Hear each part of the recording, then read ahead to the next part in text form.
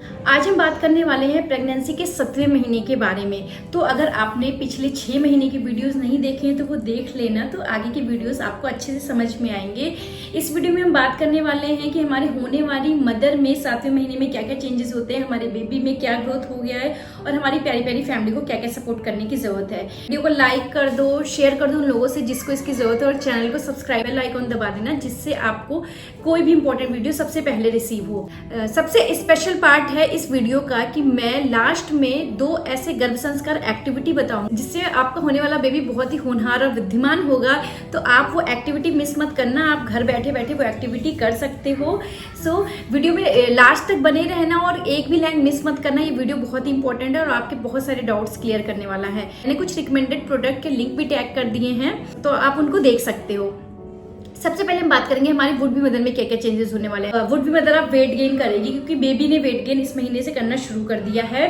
Baby mother जो है उसके कपड़े टाइट हो जाते हैं, ब्रेस्ट अच्छे से डेवलप होना शुरू हो जाता है, मिल्क की जो नलियां हैं जो दूध बनाती हैं, दूध बनाने वाली नलियां हैं वो ज़्यादा बढ़ जाती हैं क्योंकि आने वाला बेबी उसी पर डिपेंडेंट रहने वाला है। आपको सबसे पहले तो अपना गारमेंट्स चेंज करने की जरूरत पड़ सकती है। आप जो ड्रेसेस पहन रहे हो उसको चेंज करने की जरूरत पड़ सकती है। मतलब आपके कलेक्शन जो वार्डरोब के हैं उनको हटा के आपको न्यू क्लॉथ उसमें डालने पड़ेंगे just because of weight gain. कभी कभी कुछ महिलाओं को नेपल से डिस्चार्ज आ सकता है, तो उसका ध्यान रखना है। अगर कोई मिल्की सा डिस्चार्ज है तो अपने डॉक्टर से कंसल्ट कर लो, बट इसमें घबराने की कोई बात नहीं होती है क्योंकि ये कभी कभी मिल्क ही है जो बेबी के लिए प्रिपेयर हो रहा था और वो अब समय से पहले ही वो निकलना शुरू कर दिया है। आगे बात करें तो बेबी बम्प हमें अच्छे से विजुअल हो गया है, मतलब कोई भी देख के समझ जाएगा कि आप प्रेग्नेंट हो, आपको बताने की जरूरत नहीं पड़ेगी। जो स्टायरा ग्रेविडेरम है वो अच्छे से विजिबल हो जाएगा, बट प्रेगनेंसी मार्क्स होते हैं वो टमी पे या फिर ब्रेस्ट एरिया पे, थाइज एरिया पे डेवलप ना हो, इसके लिए आपको उस एरिया को मॉइस्चराइज करके रखना चाहिए। बादाम का तेल, गोले का तेल या कोकोनट ऑयल जिसे कहते हैं, एलोवेरा में मिला के आप अच्छे से अप्लाई कर सकते हो। जितना अच्छा मॉइस्चराइज रहेगा मार्क्स कम आएंगे या फिर नहीं आएंगे, या जो पहले से आ गए हैं वो बहुत ज्यादा लाइट हो जाते हैं। तो आपको मार्क्स का ध्यान अभी देना है। कई सारी लेडीज आती हैं जो कहती हैं मैम डिलीवरी हो गई और मार्क्स नहीं सही हुआ, तो डिलीवरी के बाद उसका ध्यान नहीं देना, आपको ड्यूरिंग प्रेगनेंसी ही उसका केयर करना शुरू करना है। आप उसमें कई सारे लेडीज के फेस पे मिलाज्मा डेवलप हो जाता है, यहाँ ब्राउन पैचेस आ जाते हैं, तो उसके लिए आप आलमंड ऑयल में विटामिन ई के कैप्सूल्स भी डाल के देख सकते हो। कुछ रिकमेंडेड प्रोडक्ट जो कि आपको प्रेगनेंसी और डिलीवरी के लिए इसेंशियल है, मैं उनके लिंक टैग कर दी हूँ, उसको आप डिस्क्रिप्शन में देख सकते हो। ये सारी चीजें जो हो रही हैं ये हार्मोन की वजह से होती हैं। हर वुड बी मदर में अलग अलग हार्मोन का रिजल्ट होता है, किसी में मिलाज्मा आता है, किसी में नहीं आता है, किसी में बहुत ज्यादा आता है, तो इसमें घबराने की बात नहीं है। प्रेगनेंसी डिलीवरी होते ही ये सारी चीजें सबसाइड होने वाली हैं। पेशेंट वुड बी मदर में अब एसिडिटी की प्रॉब्लम बढ़ जाएगी क्योंकि यूट्रस का साइज बढ़ रहा है, हो सकता है उसको शॉर्ट ऑफ ब्रीथिंग, उसको सांस लेने में थोड़ी दिक्कत महसूस हो क्योंकि यूट्रस का जैसे जैसे साइज बढ़ेगा और डायफ्राम पे प्रेशर क्रिएट करेगा और स्पेस कम होने की वजह से लंग कंप्रेशन होता है और सांस लेने में दिक्कत होती है। तो ये ऑन एंड ऑफ चलता रहेगा और ये डिलीवरी के बाद ही नॉर्मल होने वाला है। बट अगर आपको ज्यादा प्रॉब्लम हो रही है तो आपको कोई भी सिम्टम इग्नोर नहीं करना है, अपने ट्रीटिंग डॉक्टर से जरूर मिलना है। अब हम बात करते हैं कि हमारे वुड बी बेबी में क्या क्या चेंजेस होने वाले हैं, बेबी में कितना ग्रोथ हो गया है। सबसे पहले बेबी की लंबाई की बात की जाए तो 32 से 38 सेंटीमीटर, मतलब 32 to 38 सेंटीमीटर का लेंथ में बेबी हो गया है। अप टू 1 kg उसका वेट हो गया है, कम से कम 1 किलो 1.25 किलो का बेबी हो जाता है। तो जो हम पहले फिक्र करते हैं अरे हमारा बच्चा कमजोर तो नहीं है, बच्चे की कमजोर या ग्रोथ की जो मेजरमेंट होती है वो हम शुरू करते हैं इन्हीं मंथ से। 7, 8, 9 मंथ में हमें ध्यान देना होता है कि बेबी का वेट प्रॉपर गेन हो रहा है कि नहीं हो रहा है। बेबी आंखें खोल सकता है, बेबी के सारे सिस्टम लगभग डेवलप हो गए हैं। मतलब पीरियड ऑफ वायबिलिटी इंडिया में 27-28 वीक्स है। अगर बाय द वे 27-28 वीक्स में बेबी हो जाता है तो हम NICU की हेल्प से बेबी को जिंदा रख सकते हैं, मतलब बेबी सर्वाइव कर जाएगा। बट हम आपको ये भी बताना चाह रहे हैं कि कोशिश करना है कि 37 वीक जो कंप्लीट प्रेगनेंसी है वहां तक डिलीवरी को पार करना ही करना है। अगर आपको कोई भी परेशानी हो रही है, कहीं ज्यादा पेन हो रहा है, कोई डिस्चार्ज हो रहा है, तो आपको अपने डॉक्टर से मिलना है। नेक्स्ट अगर बात की जाए तो बेबी में अब मसल मास डेवलप शुरू हो गया है, मतलब उसमें फैट डिपोजिशन शुरू हो गया है, जिसकी वजह से अब उसकी किक और भी ज्यादा स्ट्रांग होने वाली है, खूब अच्छे से किक करता है और बेबी में ग्रोथ भी बहुत अच्छे से होता है।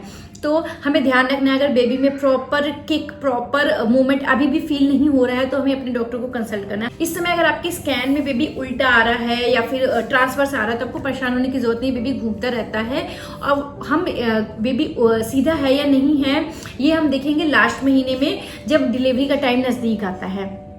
अभी हमें वरी करने की जरूरत नहीं है। बेबी अब हमें देख सकता है, मतलब उसके सारे सेंसरी ऑर्गन डेवलप हो चुके, देख सकता है, सुन सकता है, हमें महसूस कर सकता है, हमारे इमोशंस को भी टच कर सकता है। अगर हम दुखी होंगे तो बेबी दुखी होने वाला है, अगर हम खुश है तो बेबी भी खुश रहेगा। सो हमें अपने इमोशन पे भी ध्यान देना है।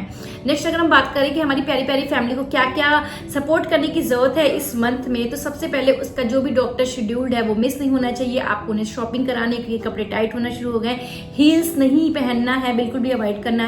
2 ब्लड टेस्ट जो आपको हमेशा ध्यान में रखना है, एक तो आपका हीमोग्लोबिन सही होना चाहिए हर महीने में, दूसरा बीपी मॉनिटर करना बहुत ज्यादा जरूरी है। मंथ में अगर आपका बीपी बढ़ने के साथ साथ आपके पैरों में स्वेलिंग आ रही है, आपके आंखों के सामने ब्लरिंग ऑफ विजन हो रहा है, मतलब अंधेरा छा जाता है, आपको चक्कर आ रहा है, आपको हेडेक आ रहा है, तो फिर आपको इग्नोर नहीं करना। ये प्रीक्लेम्पशिया के साइन हो सकते हैं, आपको अपने ट्रीटिंग डॉक्टर को जरूर जाके कंसल्ट करना है। प्रीक्लेम्पशिया के सिम्टम डेवलप हो गए तो प्रेगनेंसी थोड़ी सी कॉम्प्लिकेटेड या हाई रिस्क हो जाती है, तो आपको इन बातों का ध्यान रखना है कि आपको बीपी भी जरूर मेजर कराना है। अगर आपकी शुगर की जांच नहीं हुई है तो आपको शुगर की जांच भी करानी है, और अपने डॉक्टर का कोई भी कंसल्टेशन मिस नहीं करना। आयरन, कैल्शियम और प्रोटीन पाउडर जो उन्होंने कंटिन्यू कर रखा है, इसके एडिशनल भी अगर कोई मेडिसिन है उसको लेते रहना है, और कोई वैक्सीनेशन अगर आपकी शेड्यूल है तो उसको भी मिस नहीं करना है। प्रॉपर डॉक्टर के कॉन्टेक्ट में रहना है। हमारी प्यारी प्यारी फैमिली को प्रोटीन डाइट का पूरा ध्यान देना है, शॉपिंग कराना है, बहुत सारी चीजें हैं जो इस वीक पे करना है। कई सारे लोगों के यहाँ इस समय 7वें महीने में बेबी शावर भी होता है, तो वो भी अगर आप पे प्लान है तो बहुत ही आराम से धीरे धीरे करके आप उस चीज को भी इंजॉय कर सकते हो। बहुत सारी ब्लेसिंग्स मिलती है होने वाली मदर और बेबी दोनों को ही, सो उसको भी इंजॉय करना है। Last but not the least, आपको वो गर्भ संस्कार एक्टिविटी बताना है जिसके लिए आपको अभी तक रोक रखा था। 7वां महीना बहुत ही इमोशनल और बहुत ही इंपॉर्टेंट मंथ होता है। बेबी आपको कनेक्ट करना शुरू कर दिया है, तो अगर आप गीता पढ़ोगे, रामायण पढ़ोगे, आप जिस भी रिलीजन को आप बिलोंग करते हो उससे रिलेटेड अगर बुक पढ़ोगे तो बेबी सब कुछ सुन सकता है, बेबी को याद आता है। अभिमन्यु वाला आपको याद होगा ना, जो हमें महाभारत में बताया गया है, एग्जैक्टली वही है गर्भ संस्कार। जो आप करोगे, जैसी हरकतें करोगे, आप अगर खुश हो रहे हो तो बेबी अंदर से खुश होता है, अगर आप सैड हो रहे हो तो बेबी भी सैड होता है। इसलिए कहते हैं ना, गर्भवती महिला को कभी भी दुख नहीं देना चाहिए। सो पूरी फैमिली को ध्यान रखना है कि वो अच्छे से रहे, अच्छे से खाए, अच्छे से पिए, इंजॉय करे। अगर वॉक अलाउड है तो वॉक कर सकती है, ये एंटीनेटल एक्सरसाइजेज अगर उसने कहीं ज्वाइन कर रखा है तो वो कर सकती है। डाइट प्लान अगर उसके पास है तो वो उसे फॉलो कर सकती है। आप मुझे पर्सनलाइज्ड डाइट प्लान के लिए भी कांटेक्ट कर सकते हो, जो कि पेड होगा और आपको वो दे दिया जाएगा हर मंथ वाइज। सबसे पहले तो इस मंथ में आपको गीता, रामायण या फिर जिस भी आप रिलीजन के हो वो बुक्स पढ़नी है। गर्भ संस्कार की कुछ बुक्स है जो मैंने डिस्क्रिप्शन में दे रखा है, वो पढ़नी है।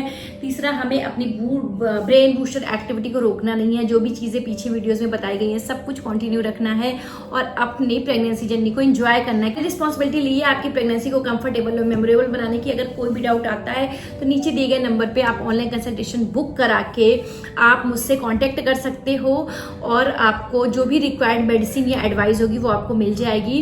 सो आपको थोड़ा सा भी पैनिक नहीं होना है। वीडियोस के थ्रू बहुत सारे डाउट्स आपके क्लियर होते हैं हर बार, और आगे भी होते रहेंगे। सो चैनल को सब्सक्राइब करना मत भूलना। शेयर कर दो ये वीडियो उन लोगों से जिसको इसकी बहुत जरूरत हो सकता है। और छोटी छोटी बातें होती हैं जो रेगुलर लाइफ में होते हुए भी हमें पता नहीं होती हैं। इस समय ऐसा होता है ना कि जो आपको पता है वो भी आप अपने ऊपर अप्लाई नहीं कर पाते हो। बीइंग ए डॉक्टर, जब मैं माँ बनने वाली थी, जब मैं अपनी बेबी को जन्म देने वाली थी, सिचुएशन में जब भी मैं कंसल्टेशन लेती थी किसी गायनिक से, हमेशा वो कहते थे कि आपको तो मैम क्या ही बताना, आपको पता होगा। बट सच बताऊं, इस समय कितना भी पता हो, लगता है कि कोई मुझे पैम्पर करे, कोई मुझे चीजें बताए, अपने वाले में सब भूल जाते। सो अगर आपको ऐसा लग रहा है कि आपको किसी का कंसल्टेशन की जरूरत है या फिर आपको एक सेकेंड एडवाइस लेने की जरूरत है तो आप मुझे कॉन्टेक्ट कर सकते हो। Thank you for the watching. बने रहना, आगे बहुत ही अच्छे और हेल्पफुल वीडियोज आने वाले हैं।